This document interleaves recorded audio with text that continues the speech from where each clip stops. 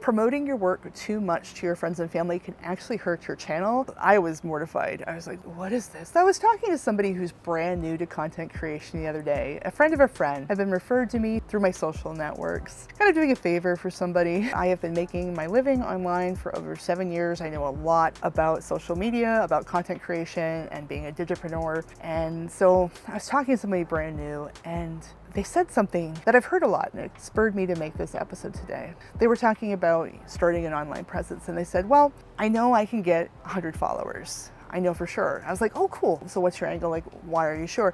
They're like, well, because all my friends and family will follow me, and they'll buy from my store, and they'll support me. And I stopped, and I was like, that would be nice, right? That would be nice. I think it's a very common belief. And here's the thing. I am sure there are some people out there where that is the case, where they start something and all of their friends and family are showing up, they're watching the channel, they're buying their products, what have you. But that was not the case for me, and it has not been the case for anybody that I've mentored or worked with over the years. It has not been the case for any of my professional content creator friends. Instead, when we started, it was tough to get anybody to watch, read, listen, buy. We were in complete obscurity. We had a few friends that were really supportive, but you can have 180 friends, and if you have 3 or 4 that are interested in what you're doing and supportive and commenting on it, that's huge. And that's like 2%, right? 2% conversion rate with your friends and family is not what people are expecting. And when that happens, even though it's very predictable to people who have been doing this for a while, it can feel very personal, and it can hurt, and it can actually demotivate people and make them quit. So in today's episode, I wanted to talk about it, let you know that that is completely normal. And if you get more support than that, awesome. You're ahead of the game, but not to quit, not to feel demotivated if you find that your friends and family are not your core customers. And I wanted to talk about how they can still help you and how they can help you grow your channel, because there are realistic ways. And when you're trying to be a content creator, growing your YouTube channel or whatever else you're doing with content creation, it's good to leverage every opportunity you have. And that can be your friends and family, even if they're not your customers, right? So, like I was saying, most people will find that your family and friends don't watch your channel at all. For some people, this is a relief, right? Because you can talk about your personal life, use everyday things as an example without the worry that somebody who is in the story will be like, hey, you don't want to mess up your social life with your creative endeavors. Nobody wants that. But it is also disheartening if you're counting on them for your first few subscribers or viewers. But here's something really interesting. One of my formative experiences as a content creator was I had somebody in my greater social networks. I'm going to try to talk about this. I don't want to be a hater. I don't want to cause drama, but it was very illustrative. They had a large project that they were doing, a large business project. They were trying to fund a building with a specific purpose, and it was a very expensive project. The number was a 6-figure amount, put it that way. So let's say it was $150,000. I actually don't remember the exact number, which will also help with keeping things anonymous. But it was not a small amount of money. Say it was about $150,000. They reached out to their friends and family and all their networks. They made the best case that they could for this idea. They wanted this funding to start basically this business. It had a bigger purpose. It was values-based. It was a nice project. So they reached out via their friends, their family, and then asking their friends and family to spread the message far and wide. And as I recall, they raised about $30,000, which to me, that's a stunning amount. That's a lot of money. I remember when I started working online, it was tough to get people to visit my website to read something for free. So the fact that they had 200 donors and it was like $30,000 they managed to raise, to me, I was like, holy cow, that's amazing. Just assuming that they would maybe kind of go and leverage that and find some businesses to help, or perhaps they find something to sell, or they put some of their own money into it, that kind of thing. That is not what happened. So after starting this fundraising campaign, even though they raised $30,000 of other people's hard-earned money through their personal networks, they got on to social media and they put a post denouncing and saying hateful things about everybody that didn't donate. Like, oh, I thought I had friends, I thought I knew people with principles, and how dare you not donate? And they just went off the deep end about the people who hadn't donated. Mind you, this is somebody that just managed to raise $30,000 in like a week or two. It didn't take very long. Coming back and just saying nasty things to the network that had donated that money. Yes, to everybody else who hadn't donated as well, but holy cow, like, Total crazy entitlement. Awful. What a bad look. So I was mortified. I was like, what is this? And so this was a formative experience for me. I was like, you don't want to be that person. You don't want to be ungrateful for the support you do get from your friends and family. You don't want to feel entitled to it. Now, I don't put being hurt because people didn't view your videos on the same level as cussing out people after you got $30,000 for a project, but it did make an impression on me, and it underscored the importance of understanding that friends and family are helpful and appreciating whatever help they can get you. And specifically when it comes to YouTube, promoting your work too much to your friends and family can actually hurt your channel. YouTube is very different this way. It's not like other forms of social media. It's really unique in this, so I wanted to talk about that as well. Why friends and family support could actually hurt your YouTube channel. Because I didn't really have a clear picture of it until I got down in the trenches and I started experimenting and looking at my analytics, but it is real. This phenomenon is real. So briefly, if you aren't aware how YouTube's organic algorithm works, essentially it has a methodical way that it tests your video against progressive sets of audiences. So it starts with one audience and it sees how your video performs, typically prizing click-through rate and average view duration above other metrics. So whether people click on your thumbnail and how long they watch it. So we'll test it with one group, and if it does well with that group, it will find more viewers like it, and it will go on until it stops having the effect statistically that it wants. And sometimes it will go and it will try it on some random group of people to see how it does, kind of branching out. It takes its time. It's really interesting. If you watch the real-time analytics, you can watch it do it in real time, which is really interesting. Not that I recommend it. It's not necessarily the path to psychological health, sitting there refreshing your stats, especially if you aren't statistically minded and you're not good at parsing through the stats. It'll just make you crazy. But it goes through and it samples and it tests and it samples and it tests. Now, when your video is new, when your channel is new, the numbers are small and very small fluctuations can make a big difference. So if you have a brand new channel, no viewers yet,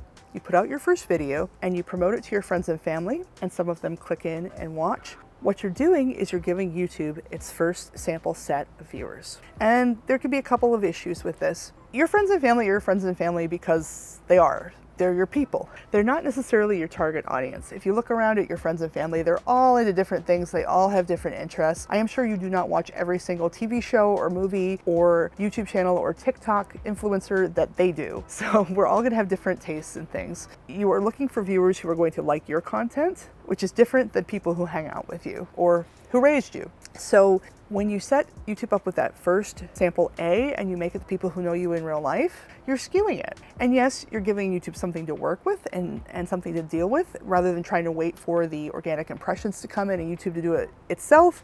But it also kind of muddies the experiment and it can work against you, believe it or not. The other issue is with external promotion in general. So when you're showing people your video, you're messaging them on Facebook or sending through text or email or telling them in person and having them Google and come through, like you're going somewhere else and telling them to come to YouTube and watch your content. Now, something that's really interesting is right across the board, they found that external views, so any traffic that comes from YouTube from somewhere else, have a lower average view duration than when people watch the videos natively on the YouTube platform, which makes sense. Somebody who's in a mood to go watch some videos, especially long form for a while, is going to open up YouTube and say, oh, what's up today? What's on offer? What's on my homepage? They might go to their subscription tab and see if any of the people that they like has a new video. They might have notifications coming through with the bell, but they're in this mood. They're like, okay, I'm ready to watch something. They're going to be able to be in that mindset and have that capacity to watch longer, where somebody else might be just on their phone during lunch, scrolling through Facebook. Be like, oh,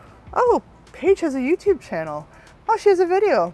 You know what? I'm going to be supportive. I'm going to click through. I'm going to give her a review. And they might click through, you might get that view, and they might just watch it for 10, 30 seconds and then close it, which is bad, by the way. That'll put your average view duration down. Yes, it's a view, but it's not even click-through rate because the impressions didn't happen on YouTube. External views are completely out of the whole click-through rate equation when it comes to organic, algorithmic YouTube math. So it's not really helping you, and it could be hurting you. And here's the other thing. Let's say the first few videos, they're like, hey, I really want to help her. I want to click through and give her a view. Let's say they're savvy enough to know to watch the whole video and that will help. After a couple of videos, they might be online on YouTube for something else. Your thumbnail might be coming up and they might be like, oh, it's Paige's channel, cool. And then they go click on something else. They don't really have that organic, natural instinct to watch the kind of content you make. And when they've watched a video to be nice or to be supportive, they're not necessarily going to sit there week after week to watch and be nice and supportive. They're not going to do that. So what will happen is those impressions will keep happening and your click-through rate will go down and it will actually hurt your channel. This is not the kind of help you want on YouTube. And actually there's another thing that happens a lot that is also not helpful, and that is sub for sub. So for people who haven't heard of sub for sub, this is when a couple of small YouTube channels will say, hey, I'll subscribe to you if you subscribe to me. We'll get our subscriber count up. And a lot of times it's under the guise of supporting each other. But again,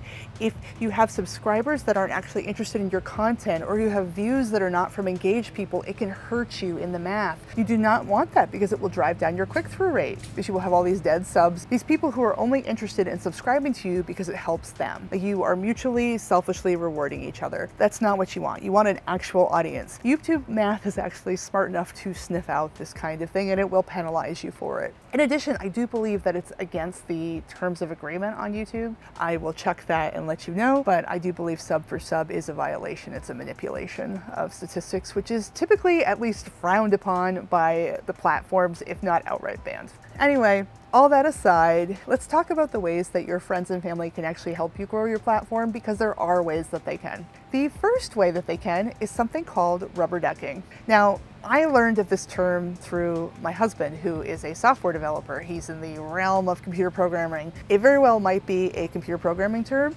but briefly, rubber ducking is talking out your ideas. So it kind of gets its name from the rubber duck, like a little plastic bath toy. The idea is you sit there and you talk to the inanimate object. You talk out your feelings to something that isn't talking back to you. And originally, people would use rubber ducks a lot. Now, metaphorically, it has extended to not only include rubber ducks, but any sort of toy or item, and it's even extended even further by virtue of concept creep, which happens a lot online, to mean talking to a person. Basically thinking aloud to a person who isn't there necessarily to give advice, because maybe it's not their wheelhouse. Maybe they don't know a lot about YouTube. Maybe they don't care a lot about YouTube, but they're willing to sit there and let you talk to yourself, which is not to say you can't take advice from friends and family. That's actually the second thing that they can be good for, as qualified critics. So I've talked about this a little bit in an earlier video I did on how to deal with mean comments and hate mail.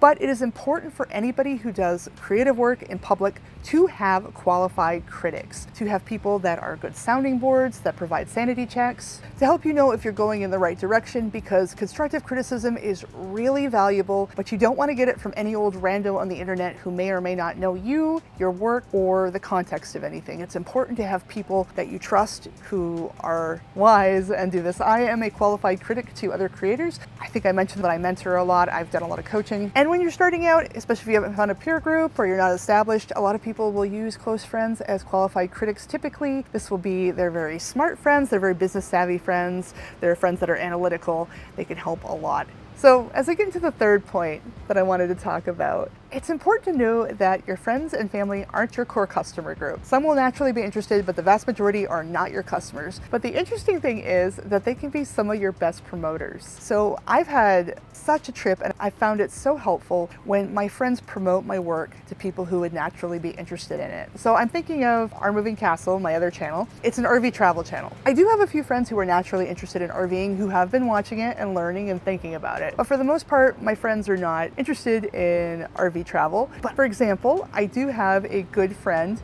whose mother is retirement age, and their mother has been thinking about getting an RV, and their mother has become one of my viewers and their mother's friends. So it's been really interesting. My friend was not a fan, but had somebody in their life that they knew would be interested and introduced my work to her. And I find that happens a lot. My friends will identify a customer for me and introduce and recommend the content for me. And that happens all the time. It is wonderful, and I love it when it happens. And the fourth and final way that friends and family can help you grow your channel is they can help you with burnout and emotional support. And I know that this gets short end of the stick. We're always focused on how fast are things growing? What do I got for a subscriber count? What are my views at? Analytics, go, go, go, go, go, go, go. But this is not a sprint. This is a marathon. marathon. And creative work, especially creative work in public on a schedule, can be so hard and so draining. So having people at the end of the day who fill you up emotionally and remind you that there are more important things than work are so valuable, not just for your sanity, for your mental health, for your personal life,